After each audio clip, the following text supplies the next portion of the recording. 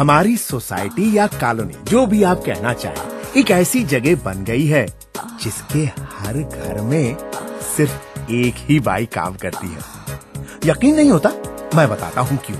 दरअसल हमारे यहाँ शहरों में औरतें घर संभालती हैं और मर्द पैसा कमाते हैं, इसलिए पत्नी को काम वाली पति के पसंद की ही रखनी पड़ती है। इसीलिए सिर्फ गंगाबाई हर मर्द की पहली और आखिरी पसंद।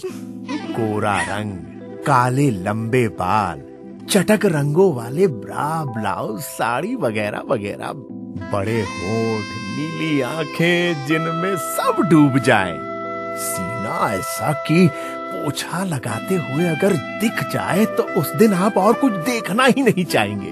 उस पर झूलती मैचिंग आर्टिफिशियल माला जो कहती हो कि तुम कहां और मैं कहां। गंगाबाई मतलब जबरदस्त आइटम। खुशबू तो ऐसी भैया के घर में घुसते ही आदमी कुत्ता बन जाए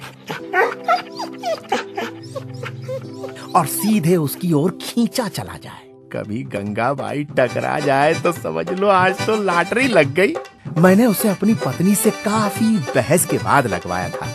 तब से बड़ा आराम है। थोड़ा खर्चा वर्चा जरूर हो जाता है, पर ठीक है यार, गंगाबाई तो मिलती है। अभी परसों मैं दफ्तर नहीं गया, बीवी को मायके जाना था और वो चली गई। मैं अभी ठीक से उठा भी नहीं था कि गंगाबाई की खुशबू आ गई। उसके बैल बजाने से पहले ही मैंने दरवाजा खोल दिया। हाय हाय हाय, क्या लग रही थी गंगाबाई। कसा हुआ शरीर, लंबे बाल जो आगे तक आ रहे थे। उसके होठों से वो बोली, साहब जी, मेम साहब नहीं है क्या? मैंने कहा, नहीं गंगाबाई, आ जाओ, आज मैं भी छुट्टी पर हूँ। गंगाबाई हंसते हुए मुझसे जानबूझकर रगड़ती हुई निकल गई। हाय हाय हाय, मैं उस झटके से उबर ही रहा था कि वो बोली, साहब आप तो बड़े लोग हो, कभी हमें भी प्यार से देख लिया करो। मेरा तो फ्यूज ही उड़ गया। मैंने कहा, गंगाबाई कैसी बात करती हो यार, काहे के बड़े लोग। मैंने धीरे से उसे गले लगा लिया। उसने भी कुछ नहीं कहा, ना पीछे हटी, बस बोली, अभी काफी काम है साहब, अब टाइम मिलेगा तो बाद में आपके पास बैठूंगी। मैंने कहा ठीक है। मैंने चाय बनाई, उससे भी पूछा और हम दोनों चाय पीने लगे। बीच बीच में मैं गंगाबाई को छू लेता यहाँ वहाँ, वो हंसने लगती। उसकी कमर में हाथ फेरने में जो मजा आता है, हाय हाय हाय, वो तो बयान करना संभव ही नहीं है भाई। जब वो बर्तन मांज रही थी, मैं नहा रहा था। मैंने भी जानबूझकर अपना तौलिया बाहर ही छोड़ दिया और नहाते हुए आवाज लगाई, गंगाबाई मेरा तौलिया देना। उसने मुझे तौलिया दिया और बोली, साहब ये सब तरकीबें मुझ पर नहीं चलती, नहा लो तो बाहर आ जाना, तब तक मैं आपका नाश्ता बना देती हूँ। मैं झट से नहाकर मुस्कुराता हुआ बाहर आ गया। मैंने घर की चारों तरफ देखा तो गंगाबाई कहीं नजर नहीं आई। नाश्ता तो टेबल पर लगा था और बाहर का दरवाजा भी बंद था। तभी बेडरूम से आवाजें आने लगी। मैंने पूछा, गंगाबाई क्या बेडरूम में हो? उसने कहा, हाँ साहब, आप अपना नाश्ता कर लो, फिर अंदर आ जाना, आपसे बातें करनी है साहब। मैं बड़ी दुखी हूँ आजकल। मैंने नाश्ता किया।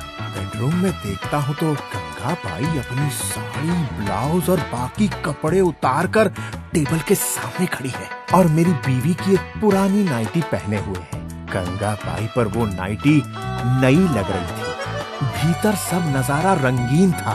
मैंने कहा, गंगाबाई तुम तो कमाल लग रही हो, और उसे बाहों में भर लिया। वो बोली, साहब ये सब तो चलता ही रहेगा। दरअसल मुझे ना गांव में अपने पति को 2000 रुपए भेजने हैं। अब चाहिए तो आप तनख्वाह में से काट लेना। मैं समझ गया कि गंगाबाई क्या चाहती है।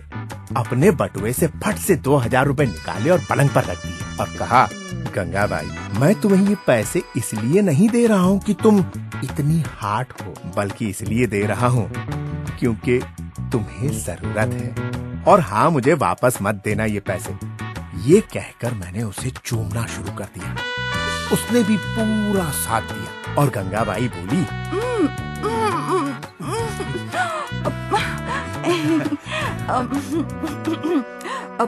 साहब, आप मुझसे नाराज तो नहीं हो कि आपको ये पैसे देने पड़े? मैंने उसे कस के पकड़ा और चूमते हुए कहा, आगे जब भी जरूरत पड़े तो ऐसे ही मांगते रहना। तभी गंगाबाई का मोबाइल बजा। उसने किसी से बात की और बोली, साहब, अभी चलती हूँ, 2 घर और हैं। शाम को गांव जा रही हूँ। हाँ, परसों आ जाऊंगी। मेम साहब को बोल देना। हाँ? उसने अपने कपड़े पहने और मुझे प्यार से गले लगाया और चली गई। मैंने कहा, गंगाबाई तुम तो कमाल हो।